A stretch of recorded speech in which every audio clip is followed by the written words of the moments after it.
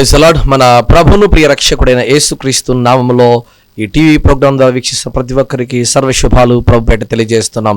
దేవుడు మిమ్మును మీ కుటుంబమును సర్వ సమృద్ధిలో దీవించి ఆశీర్వదించునుగాక. దేవుని బిడ్డలారా, ఇంతవరకును ఈ పరిచర్యకు మీరు సహకరిస్తూ వచ్చారు. అందును బట్టి ప్రభుపేట నిండు మనసుతో శుభాలు వందనాలు తెలియజేస్తుంటున్నాం. మీ ప్రార్థన వస్తువులు తెలియజేస్తున్నారు. తప్పక మీ కొరకు మేము ప్రార్థన చేస్తున్నాం. ఇంకా ఏదైనా ప్రార్థన వస్తువులు ఉంటే తప్పక తెలియజేయండి. మేము మీ కొరకు ప్రార్థించడానికి సిద్ధంగా ఉంటున్నాం. అంతే రీతిగా ఈ పరిచర్యకు మీరు గుప్పిలిపుతున్నారు. అందులో బట్టి సంతోషపడుతున్నాం. ప్రభువు ప్రతి గుప్పిని ఆశీర్వదించి దీవించునుగాక. ఈరోజు దేవుడు నీ కుటుంబంతో మాట్లాడుతున్న మాటని తెలుసా? ఇప్పుడైనా విడిచిపెట్టుము. చాలా మంది వారి జీవితాల్లో కొన్ని వాటిని విడిచిపెట్టలేకపోతా ఉంటారు. కుక్క తన వాంతిని చేసుకున్నప్పుడు తిరిగి ఏ రీతిగా తింటా ఉంటుందో కొంతమంది భక్తి కలిగిన వారు ఉంటారు. వారు యేసయ్యను విడిచిపెట్టలేరు, అలాగని లోకాన్ని విడిచిపెట్టలేరు. ఇదిగో ప్రభు కావాలంటారు, అలాది రీతిగా లోకాన్ని కావాలంటారు. ప్రభు వాక్యం అంటుంది, నువ్వు కుడి తట్టైన ఉండుము, లేకపోతే ఎడమ తట్టైన ఉండుము, లేదా నువ్వు తలగానే ఉండు, తోకగానే ఉండు, ఏదో ఒకటి ఆలోచన చేయి. రెండు తలంపుల మధ్య ఉండ మాకు. నువ్వు చల్లగన్నా ఉండు, లేకుంటే వెచ్చగా ఉండు. ఎన్నాళ్ళని మీరు రెండు తలంపుల మధ్య ఉంటారు? నీకున్నటువంటి స్థితిని నువ్వు విడిచిపెట్టి దేవుని కొరకు బ్రతకడం అనేటువంటిది నువ్వు నేర్చుకోవాలి. ఈరోజు దేవుడు తన బిడ్డల జీవితంలో గొప్ప కార్యాలు చేసేటువంటి మాటలు పలుకుతున్నాడు. చదువుదాం లేఖన వాక్యంలో ఆదికాండం 39వ అధ్యాయం 15 గల మాటను చదువుదాం నాన్న. నేను బిగ్గరగా కేక వేయుట వాడు విని నా దగ్గర తన వస్త్రం విడిచిపెట్టి తప్పించుకొని బయటికి పారిపోయినని వారితో చెప్పాను. ప్రియమైన బిడ్డలారా, చదవబడినటువంటి మాటను గమనిస్తే యోసేపు చాలా నీతిమంతుడు, యథార్థవంతుడు అండి. అంతే రీతిగా చాలా రూపము, అందము చాలా బాగున్నటువంటి వ్యక్తి. అలాంటి వ్యక్తి ముందుకు అధికారి, తన ఇంటి యజమానుని యొక్క భార్య వచ్చి, యోసేపు నువ్వు నాకు కావాలి, నువ్వు నాకు చాలా బాగా నచ్చావు, నువ్వు నాకు కావాలి అని చెప్పగానే యోసేపు యాహూ అని సంబరపడలేదు, సంతోషపడలేదు. ఈరోజు ఎవరైనా ఒక రిక్వెస్ట్ పెడితే, ఫ్రెండ్ రిక్వెస్ట్ పెడితే ఎంత ఎగిరికి అంతేస్తావో. ఎవరైనా ఫ్రెండ్ రిక్వెస్ట్ని యాక్సెప్ట్ చేశారనుకో, ఒక లేడీ ఎవరన్నా నీ ఫ్రెండ్ రిక్వెస్ట్ యాక్సెప్ట్ చేసిందంటే ఎంత సంబరపడతావో కదా, ఆలోచన చేయి. అయితే యోసేపు దగ్గరికి ఆమె వచ్చి నాకు నువ్వు కావాలి, నేను నీతో శయనించాలని అన్నప్పుడు ఆయన ఏమాత్రం ఒప్పుకోలేదండి. యవన కాలంలో యవనేచ్ఛలకు దూరంగా పారిపోని వాక్యం రీతిగా ఆయన తన పాపమును చేయడానికి దూరంగా పారిపోయాడండి. వాస్తవానికి పాపము చేయడానికి వీలు లేకుండా ఉంటుంది చూసావా, పాపం చేయడానికి అవకాశమే లేదు, అక్కడ పాపం చేస్తారు కొంతమంది. పాపం చేయడానికి కళ్ళ ముందర ఎన్ని అవకాశాలు ఉన్నా పాపం చేయకుండా ఉంటారు చూసావా, అది గొప్పతనం. ఈరోజు కళ్ళ ముందర ఎన్నెన్నో పాపాలు కళ్ళ ముందర కనబడుతున్నా చేయకోకుండా తన హృదయాన్ని, తన ఆలోచనను కంట్రోల్లోకి తెచ్చుకుంటాడు చూసావా, వాడే గొప్పవాడు. ఈరోజు నువ్వు కంట్రోల్ చేసుకోగలుగుతున్నావా, కంట్రోల్ చేసుకోలేకపోతున్నావా? ఆలోచన చేయి. యోసేపు అక్కడ ఆ స్త్రీ దగ్గర తన పై వస్త్రాన్ని విడిచిపెట్టి పోయాడు. పై వస్త్రంను విడిచిపెట్టి పారిపోయినప్పుడు ఆమె వస్త్రాన్ని పట్టుకొని తీసుకెళ్ళిపోయి, చూడు ఇతను నన్ను అవమానపరచడానికి, నన్ను పాడు చేయడానికి వచ్చాడని అతని మీద లేనిపోని అబద్ధాలు, బండాలు వేసి అతన్ని జైలు జీవితంలోకి తోసేసింది. ప్రియమైన బిడ్డలారా, గమనించండి. ఎందుకు ఈ మాట మీకు తెలియజేస్తున్నాను అంటే, కొంతమంది కొన్ని సందర్భాల్లో రకరకాలైనటువంటి నిందలు చెప్తా ఉంటారు, రకరకాలైనటువంటి మాటలు చెప్తా ఉంటారు. అంత మాత్రాన మనమేం పడిపోవాల్సిన అవసరం లేదు, భయపడాల్సిన అవసరం లేదు. అయితే ఆయన పై వస్త్రాన్ని విడిచిపెట్టొచ్చాడు. ఇదిగో అక్కడ ఒక ఎవిడెన్స్ ఉంది కాబట్టి దాన్ని పట్టుకొని ఆయన ఏమైనా చేస్తుందేమో అనేటువంటి ఒక భయం, భీతి, ఆందోళన ఆయనలో కలవరం పడుతూ ఉంది. అయినప్పటికీ కూడా ఆయన భయపడలేదు. నా దేవుడు నాకు తోడుగా ఉంది, నేను ఎలాంటి పాపం చేయలేదని ఆయన నిత్యముగా దేవుని యందు నమ్మకం పెట్టాడు. ప్రియమైన బిడ్డలారా, అతను ఎప్పుడైతే పై వస్త్రాన్ని విడిచిపెట్టాడో, ఈరోజు నువ్వు కూడా కొన్ని సందర్భాల్లో పాపం చేస్తున్నావు, ఆ పాపాన్ని విడిచిపెట్టలేకపోతున్నావు. నేను తాగకూడదు అనుకుంటున్నావు, మళ్ళీ వెళ్ళి తాగుతున్నావు. నేను సిగరెట్ తాగకూడదు అంటున్నావు, మళ్ళీ తాగుతున్నావు. ఇదిగో నేను ఈ ఫేస్బుక్కి వదిలిపెట్టాలని అన్ఇన్స్టాల్ చేస్తున్నావు, అకౌంట్ను బ్లాక్ చేస్తున్నావు, డిలీట్ చేస్తున్నావు, కానీ మళ్ళీ దాన్ని యాక్సెప్ట్ చేస్తున్నావు. ఇదిగో నాకు ఈ యొక్క లవ్ అండ్ అఫైర్స్ వద్దు, సెకండ్ సెటప్స్ ఇవన్నీ వద్దు నాకు అని అనుకుంటున్నావు, కానీ మళ్ళీ అందులోకి వెళ్ళిపోతున్నావు, అడుగు పెడుతున్నావు. ఇదిగో నేను ఈ టీవీ సీరియల్ మానేస్తున్నాను అంటున్నావు, కానీ మళ్ళీ దాన్ని వదిలిపెట్టకుండా దాన్ని అందులోకి అడుగు పెడుతున్నావు, విడిచిపెట్టలేకపోతున్నావు, మరలా చేస్తున్నావు. ఒకసారి వద్దంటున్నావు, మరలా కావాలనుకుంటున్నావు. ప్రభు అంటున్నాడు, నువ్వు చల్లగైనా ఉండు, లేకపోతే వెచ్చగానే ఉండు. నువ్వు వెచ్చగా ఉండు మాకు. ఈరోజు చాలామంది వారి జీవితంలో అనేక మంది ప్రభుకి దూరం అవ్వడానికి కారణం తెలుసా? విడిచిపెట్టలేకపోతున్నారు. విడిచిపెట్టలేరు వాళ్ళు. రెండు కావాలి, అవ్వ కావాలి, బువ్వ కావాలన్నట్టుగా రెండు కావాలి. ఒకవైపు యేసయ్యను వదులుకోలేరు, ఒకవైపు పాపాన్ని విడిచిపెట్టుకోలేరు. నా ప్రభు ఒకటే చెప్తున్నాడు, నా ప్రభువు ఇదిగో ఒక దాసుడు ఇద్దరి యజమానుల దగ్గర ఎలా ఉండగలుగుతాడు చెప్పండి? ఒక పనివాడు ఇద్దరు యజమానుల దగ్గర పని చేయగలుగుతాడా? ఇది కుదురుతుందంటావు? ఇంతకీ కుదరదు కదా. మరి ఒక పనివాడు ఒకే యజమాని దగ్గర పని చేయగలుగుతాడు, ఒకే యజమాని దగ్గర నమ్మకంగా ఉండగలుగుతాడు. ఈరోజు ఈ పరిచర్య చూస్తున్నటువంటి నీవు ఇదిగో పాపం దగ్గరైనా ఉండు, యేసయ్య దగ్గరైనా ఉండు. యేసయ్య దగ్గర ఉంటావా అనుకుంటున్నావా? యేసయ్య దగ్గర పాపం లేదు కాబట్టి నీ దగ్గర కూడా పాపం ఉండకూడదు. ఎందుకంటే ఆయన పరిశుద్ధుడు. నేను పరిశుద్ధుని గనక నా బిడ్డలు కూడా పరిశుద్ధంగానే ఉండాలి. అది దేవుని యొక్క ఆలోచన, దేవుని యొక్క తలంపు ఆ రీతిగా ఉంది. మరి యోసేపు పాపం చేయడానికి అవకాశం ఉంది. ఆ స్త్రీనే వచ్చి రా అని పిలుస్తున్నప్పుడు ఎవరైనా ముందుకు పోతారండి, పాపం చేయడానికి పోతారు. కానీ ఆయన పక్కన ఎవ్వరు లేరు. ఈరోజు మన పిల్లలు చూడండి, హాస్టల్ పెట్టేసింటాం, తప్పుగా అనుకోకూడదు. కానీ మన పిల్లలు హాస్టల్లో పెడతాం, అమ్మ ఉండరు, నాన్న ఉండరు, స్నేహితులు ఉండరు, ఎవ్వరు ఉండరు. ఎవ్వరు లేనప్పుడు ఈరోజు మన పిల్లలు ఎలా ఉన్నారు? తల్లిదండ్రులు మోసం చేసే పిల్లలు, నాన్నను మోసం చేసే పిల్లలు, అమ్మను మోసం చేసే పిల్లలు, ఇదిగో తల్లిదండ్రులు తెలియకోకుండా ఇదిగో రకరకాలైనటువంటి బైక్లలో వెళ్ళిపోయి ఎక్కడెక్కడో యాక్సిడెంట్లు అయి చచ్చిపోయిన పిల్లలు ఎంతమంది లేరండి? యోసేపుకు వాళ్ళ నాన్న లేడు, వారి అన్నదమ్ములు లేరు, ఎవ్వరూ లేరు. నానేటువంటి వాడు ఎవ్వడూ లేడు, పక్కన దండిచ్చేవాడు లేడు. ఉండేది యజమానుడు, కొడితే కొడతాడు. కొట్టకోకుండా ఉండడానికి ఇదిగో ఏమంది కదా కాపాడడానికి. నేను ఉన్నాలే, భయపడాకు, రా, నీ చెప్పింది చెయ్యి అంటుంది.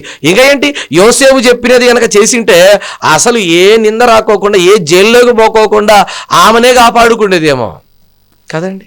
మన పక్కన ఎవ్వరూ లేనప్పుడు మన క్యారెక్టర్ ఏంటనేది మనకు అర్థమైపోవాలి. నీ క్యారెక్టర్ ఏంటి అసలు? అందరున్నప్పుడు చాలా సాత్వికంగా ఉంటావు, మంచిగా ఉంటావు. ఎవ్వరు లేనప్పుడు చూడాలి. అప్పుడప్పుడు ఇంటల్లుళ్ళు భలే ఉంటారు. అత్తమామలు ఉన్నప్పుడు, అమ్మ నాన్న ఉన్నప్పుడు, అన్నదమ్ములు, తోడబుట్టినలు, ఆడపడుచులు ఉన్నప్పుడు ఎంత బాగా మంచిగా మాట్లాడతారు. ఎవ్వరు లేనప్పుడు ఆమెకు టార్చర్ చూపిస్తాడు. వీడు టార్చర్ చేస్తాడు, భయంకరంగా మాట్లాడతాడు, బూతులు మాట్లాడతాడు, కొడతాడు, పనులు కొరుకుతాడు. అలాంటి క్యారెక్టర్. కానీ యోసేపు క్యారెక్టర్ ఏంటంటే తన పాపం కాదు, తన యొక్క పాపంలోనికి ఎక్కడ కూడా అనువంత కూడా చోటు ఇవ్వలేదు. ప్రియమైన బిడ్డలారా, తన పై వస్త్రాన్ని విడిచిపెట్టాడు కానీ తన క్యారెక్టర్ని విడిచిపెట్టలేదు. ఈరోజు నీ క్యారెక్టర్ ఏంటి? ఎన్నిసార్లు నీ క్యారెక్టర్ విడిచిపెడతావు? ఎన్నిసార్లు నీ క్యారెక్టర్ విడిచిపెడతావు? యోసేపు విడిచిపెట్టలేదే, నువ్వెందుకు విడిచిపెడుతున్నావు? మరి ఈరోజు నీ క్యారెక్టర్ నువ్వు కాపాడుకో. యోసేపు తన పై వస్త్రాన్ని మాత్రం విడిచిపెట్టాడు కానీ తన క్యారెక్టర్ని వదిలిపెట్టలేదు. కొంతమంది డబ్బు కోసం, తిండి కోసం, లేకపోతే శరీర సుఖాల కోసము వారి క్యారెక్టర్ని విడిచిపెట్టేస్తూ ఉంటారు. ఆ రీతిగా నువ్వు బ్రతకూడదు. యోసేపు అంటే మంచి భక్తిపరుడు కదండి, నీతిమంతుడు అండి, ఆయన ఏ తప్పు చేయడండి. మరి మేమండి, మరి మనం పాపలం కదా, ఓకే ఒప్పుకుంటాం అనుకో, మనం పాపలం కదా, మరి పాపం చేసామా విడిచిపెట్టేట్లుంటుందో చూద్దామండి. పరిశుద్ధ గ్రంథంలో యోహాను శుభవార్త 4వ అధ్యాయం 28 గల మాటలు మనం చదువుతున్నాం. ఆ స్త్రీ తన కుండ విడిచిపెట్టి ఊరిలోకి వెళ్ళి, మీరు వచ్చి నేను చేసినవన్నీ నాతో చెప్పిన మనుషుని చూడుడి, ఈయన క్రీస్తు కాడా అని ఆ ఊరి వారితో చెప్పగా, ఇక్కడ ఒక స్త్రీ కనబడుతుంది. ఈ స్త్రీ పేరే సమరయ స్త్రీ. సమరయ స్త్రీ జీవితంలో ఎటువంటి సాక్ష్యము లేదు, ఎటువంటి గొప్ప కార్యాలు లేవు. ఆమెకు 5 మంది భర్తలు. ఎవరు వచ్చినప్పుడు ఈమె రాదు. మధ్యాహ్నం 12 గంటలకి నీళ్ళకి పోతుంది ఈమె. ఎవరైనా ఉదయం పోతారు, లేదంటే సాయంకాలం పోతారు. కానీ ఈ తల్లి ఎలాంటిదంటే విచిత్రంగా మధ్యాహ్నం పోతుంది. అందుకే చూడండి, కొంతమంది కలవరు అనమాట. అందరూ వచ్చినప్పుడు ఎవరు రాదు, ఏమొచ్చినప్పుడు ఎవరు రారు. అలాంటి బ్రతుకుతా ఉంది సమరయ స్త్రీ. ఆమె అక్కడ కుండను విడిచిపెట్టింది. ఏం వదిలిపెట్టిందంటే కుండను కాదు ఆమె వదిలిపెట్టింది, కుండ పగిలిపోయింది. అలాగే యేసయ్య ముందర కుండతో పాటు తన పాప జీవితాన్ని వదిలిపెట్టినప్పుడు అక్కడే అది పగిలిపోయింది. దేవునికి స్తోత్రం కలుగును గాక. ప్రియమైన బిడ్డలారా, ఎప్పుడైతే సమరయ స్త్రీ ఆ కుండను విడిచిపెట్టిందో అక్కడ పడగానే అది పగిలిపోయినట్టుగా తన రాతి హృదయం, తన పాప జీవితం, పేరుకుపోయినటువంటి తన వేశ్య జీవితం, పేరుకుపోయినటువంటి తన వ్యభిచార జీవితము పగిలిపోయి ఇదిగో ఊరిలోకి వెళ్ళి సమాజంలో ఉన్నటువంటి మనుషులకు చెప్తా ఉంది, రండి ఒకసారి బయటికి రండి, నేను చేసిన ప్రతి నీచపు కార్యాలు, నేను చేసిన ప్రతి పాపము, నాతో ఒక ఆయన చెప్పాడు, ఆయన క్రీస్తు, రండి చూద్దాం అని చెప్పి ఊర్లో ఉన్నటువంటి జనాలందరినీ పిలుచుకొని వచ్చింది. నిజంగా ఒక మనిషి మారితే, అతని బ్రతుకు మారితే, అతని యొక్క అలవాట్లు మారితే, అతన్ని చూసి అనేక మంది వస్తారు. ఈరోజు సంఘంలో వాక్యం వింటున్నావు కదా, నువ్వు వెళ్ళి వాక్యం విని ఈరోజు ప్రసంగం వాళ్ళు చెప్పారండి పాస్టర్ గారు అంటావు కదా, బయటికి వెళ్ళిన తర్వాత నీ క్యారెక్టర్ ఎలా ఉందో ఒకసారి ఆలోచన చేయి. బయటికి వెళ్ళిన తర్వాత నీ క్యారెక్టర్ ఎలా ఉంది ఒకసారి.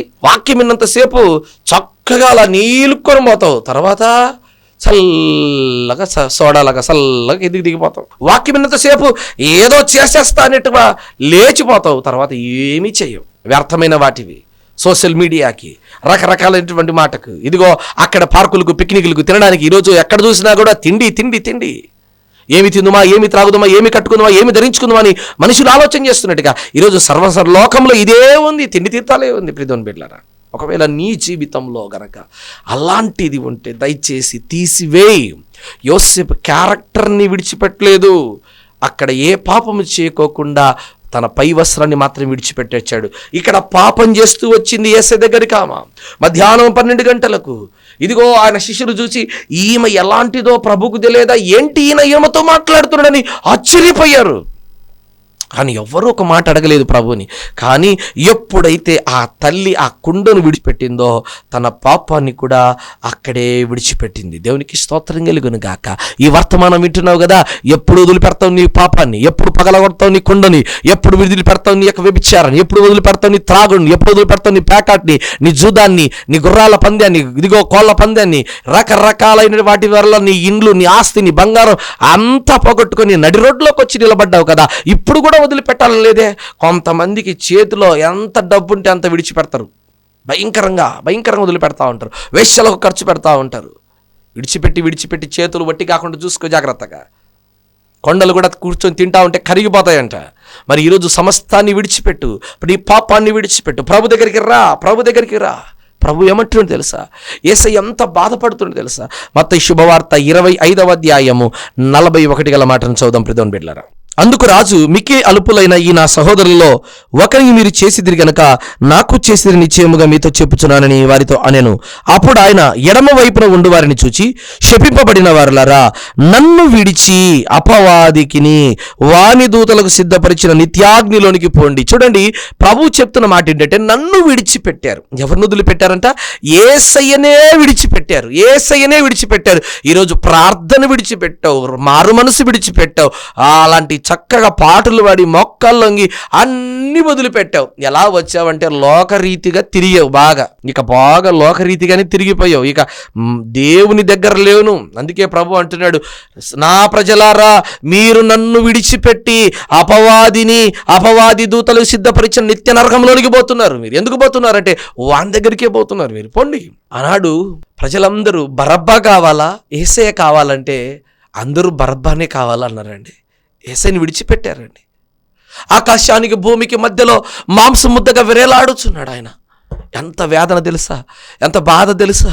ఇదిగో నేను ప్రేమించిన నా శిష్యులు నాతో ఉన్నారంటే అందరూ వదిలిపెట్టి ఆయన ఏకాకికి చేసిపోయారు. ఎంత బాధ తెలుసా ఆయనకు. చూడండి ప్రియమైన బిడ్డలారా, ఈరోజు నీ కుటుంబం, నీ స్థితి, నీ పరిస్థితి ఎలా ఉందో ఒక్కసారి నిన్ను ఆలోచన చేయి. ఒకసారి నిన్ను తలంచుకో. దేవా, నా స్థితి ఏంటయ్యా, నేను ఎందుకు ప్రభువా నేను విడిచిపెట్టలేకపోతున్నాను, నేను ఫోన్ చేయకూడదు, వాడితో మాట్లాడకూడదు అనుకుంటున్నాను, కానీ మరలా ఎందుకో నేను ఫోన్ చేస్తున్నాను, నేను మాట్లాడకూడదు అనుకుంటున్నాను, నేను వాడితో వద్దనుకున్నాను, నేను తెగదెంపులు తెచ్చుకున్నాను, మళ్ళీ ఎందుకో నేను వెళ్తున్నాను. అపవాది వాని వైఖరిని అలాగ తీసుకొని, వాడి నటన అలాగ చేస్తాడు. వాడేమో, నువ్వు లేకపోతే నేను ఎలా ఉండగలను చెప్పు అంటాడు. నేను వెంటనే కరిగిపోయి అలాగంటావు, సరే నాకు కూడా అంతే.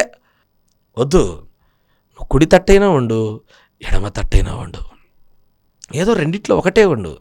రెండు చోట్ల ఉండ మాకు.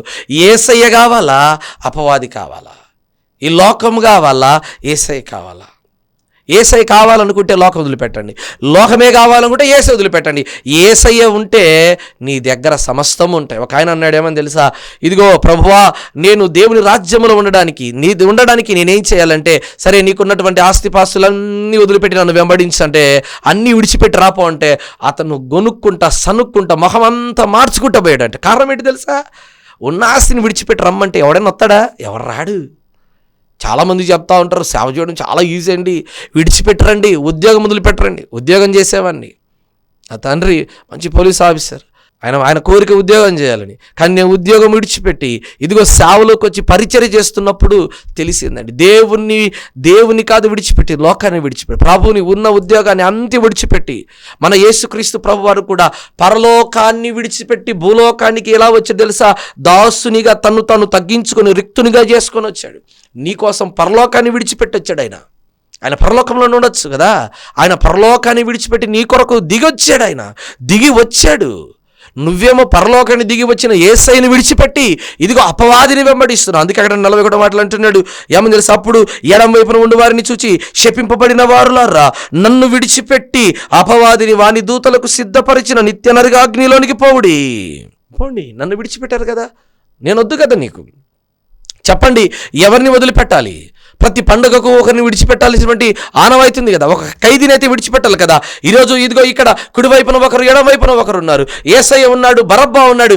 ఎవరు కావాలి చెప్పండి ప్రజలారా అంటే, మాకు బరబ్బానే కావాలా, మాకు బరబ్బానే కావాలా.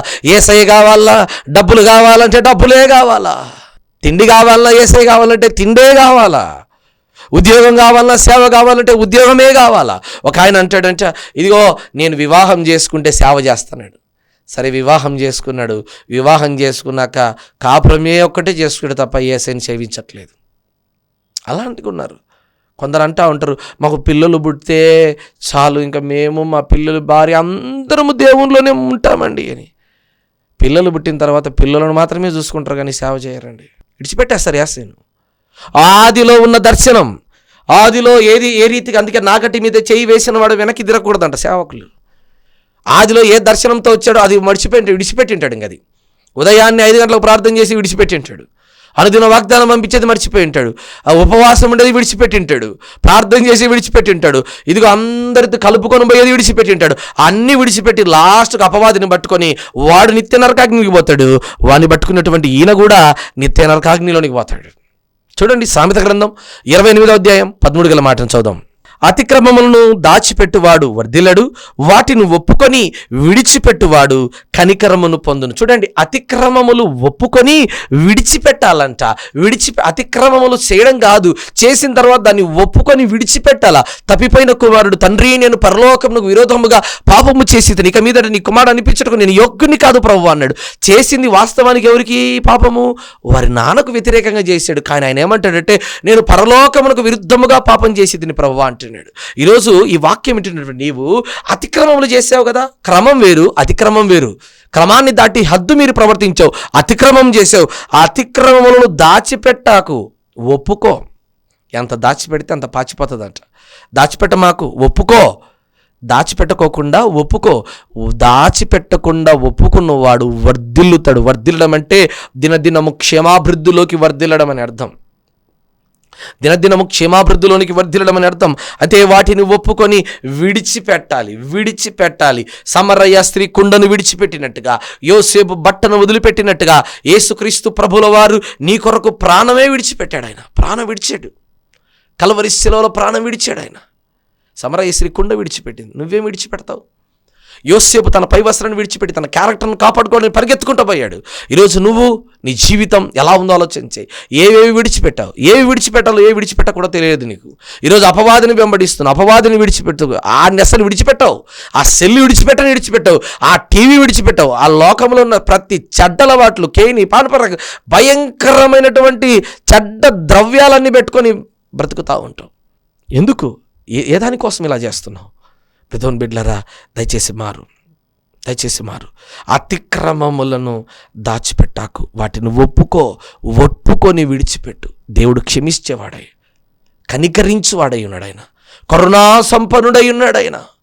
ఆయన ప్రతి ఒక్కరిని ఆయన దగ్గరికి వచ్చి వారందరినీ త్రోసివేయక ప్రేమించువాడై ఉన్నాడు. అపోస్తల కార్యములు 14వ అధ్యాయము 15 మాటను చదువుదాం పెదోన్ బిడ్డలారా. అయ్యలారా, మీరెందుకు ఇలాగూ చేయుచున్నారు? మేము కూడా మీ స్వభావం వంటి స్వభావము గల నరులమే. మీరు ఈ వ్యర్థమైన వాటిని విడిచిపెట్టి ఆకాశమును, భూమిని, సముద్రమును, వాటిలో ఉండు సమస్తము సృజించిన జీవము గల దేవుని వైపు తిరగవలనని మీకు సువార్త ప్రకటించుచున్నాము. ఎందుకు ఈరోజు ఈ టీవీ పరిచయం ద్వారా దేవుడి వాక్యం తెలియజేయబడుతుందంటే, వ్యర్థమైన వాటిని, లోకములో ఉన్న వాటిని సమస్తాన్ని విడిచిపెట్టి ఇదిగో ఆకాశములకు, భూమికి సర్వ సృష్టికర్త అయినటువంటి దేవాది దేవుణ్ణి వెంబడించు, సర్వలోకములకు సువార్తను ప్రకటించు. వ్యర్థమని విడిచిపెట్టు. దేవునికి నీకు మధ్య అడ్డొచ్చేది ఏదైనా సరే విడిచిపెట్టాయి. మీరు అనుకోవచ్చు, పట్టుకోవడం గొప్ప, విడిచిపెట్టడం గొప్ప అంటే విడిచిపెడితేనే గొప్ప. నేను ఉద్యోగం విడిచిపెట్టినప్పుడు కొంతమంది నాతో అన్నారు, ఉద్యోగం విడిచిపెట్టావు కదా, ఎట్లా బతుకుతావు? జీతం రాకుండా ఎట్లా నీ భార్యను పోషించుకుంటావు? సంఘాన్ని ఎట్లా పోషించుకుంటావు? సేవ ఎట్లా చేస్తావు అని. దేవుడు ఎక్కడ ఉద్యోగం లేని స్థితిలో నుంచి ఈరోజు ఈ టీవీ పరిచర్య ద్వారా వాక్యం బోధించడానికి దేవుడు ఎన్నుకున్నాడంటే, దేవుడు నన్ను విడిచిపెట్టలేదు. దేవునికి స్తోత్రం కలుగును గాక.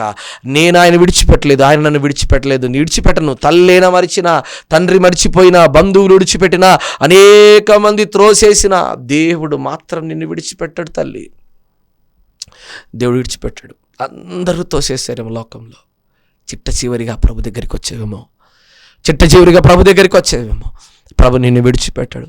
నేను విడువను, ఎడబాయను, నీ చెయ్యి పట్టుకుంటున్నాను, నిన్ను అంచెలంచెలుగా దీవించబోతున్నాను దేవుని వాక్యం తెలియజేస్తా ఉంది. దేవుడిని విడిచిపెట్టాడు, నిన్ను విడిచిపెట్టాడు. నిన్ను కాపాడువాడు కునుకడు, నిద్రపోడు. ప్రభు నిన్ను కాపాడువాడు. ఎప్పుడు కూడా ఆయన నీ చెయ్యి విడిచిపెట్టాడు. నువ్వు అనుకుంటున్నావు విడిచిపెడతాడని, నువ్వే విడిచిపెట్టావు ఆయన్ను. ఆయన అంటున్నాడు, చేతులు చాచి పిలుస్తున్నాడు. ఎక్కడైతే 2-3 కూడి నా నామమున ధ్యానం చేస్తాం వారి మధ్య నేనున్నాను మీతోనే. రండి నా దగ్గరికి రండి, ప్రయాసపడి భారము సమస్యలు నా యొద్దకు రండి అంటున్నాడు.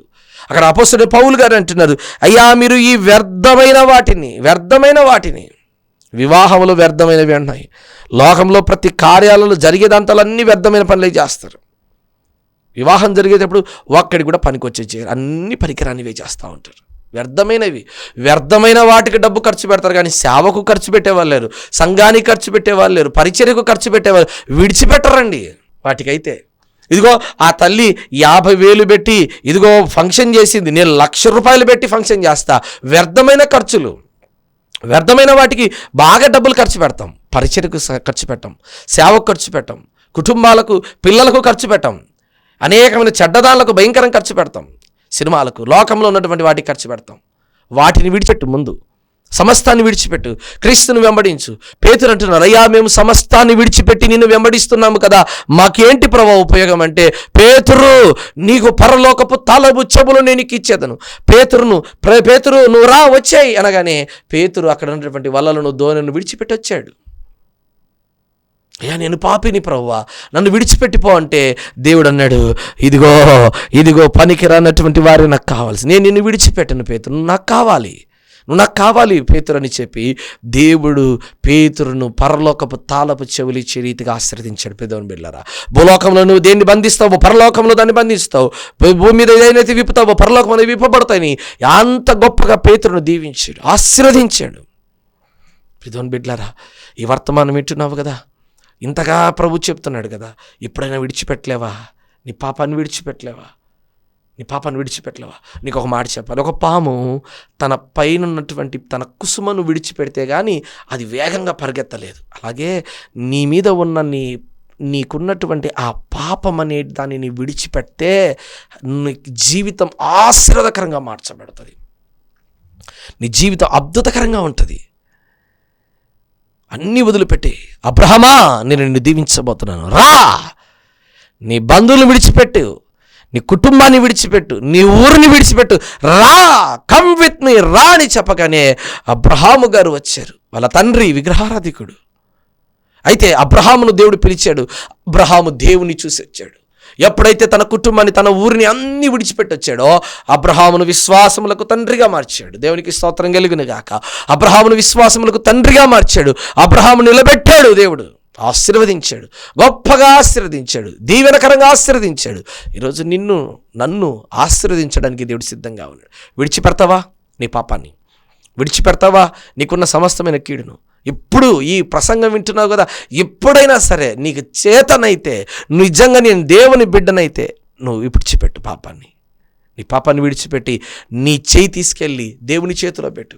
నా జీవితం నీ చేతిలో పెడుతున్నాను ప్రభువా, నా జీవితాన్ని మార్చగలిగిన దేవుడు నువ్వే నాయన, నా తలరాతను మార్చగలిగిన దేవుడు నువ్వే ప్రభువా, నీకంట సాధ్యమైనది ఏది లేదు ప్రభువా. నా జీవితంలో గొప్ప కార్యాలు చేయడానికి పరలోకం నుండి దిగి వచ్చిన దేవుడు నాయన. అనేకం ఎవ్వరు రాలేదు నా కోసం, నా బంధువులు రాలేదు, నా ఆత్మీయులు ఎవరు వారి ఇళ్ళను కూడా విడిచిపెట్టారు నీ కోసం. నువ్వు జబ్బుతో రోగంతో పడి ఉంటే ఎవరన్నా వచ్చి నేను చూసారా? ఎవరు చూడరు. కానీ పరలోకంలో ఉన్న దేవుడు పరలోకాన్ని విడిచిపెట్టి నీకోసం దిగొచ్చాడు.